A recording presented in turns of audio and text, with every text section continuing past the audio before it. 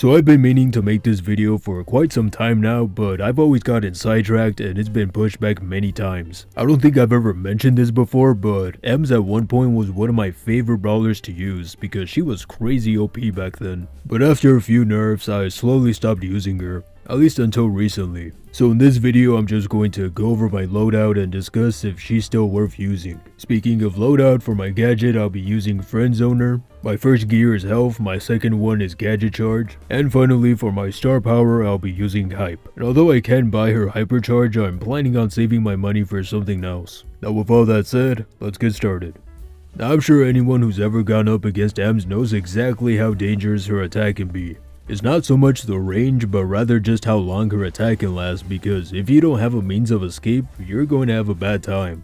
Well, I guess range does matter, because if you're standing right next to her, you're not going to take a lot of damage, but that's where her gadget comes in. For example, if you're attacking and a brawler decides to rush you, you just push them back into the gas. And if you run out of gadgets, your super's the next best thing. Regardless, her main attack is incredible, and if you have enough power cubes, you can take down a brawler within seconds.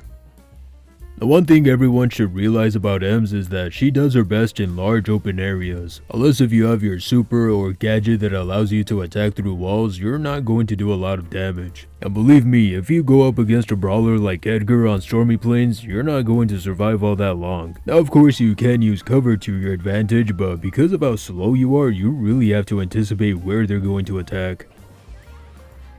But it's not all that bad, because sometimes the other brawler may not have the best aim, allowing you to close in for the kill. But it's also important to know your surroundings, and I don't mean brawlers hiding in bushes, but instead having an escape route. Because trust me when I say this, your friend zone gadget is not going to save you all the time, even against melee brawlers like Mortis or Kenji who can just dash right through you. So it's always important to be prepared and to make sure that you have the right equipment to handle them.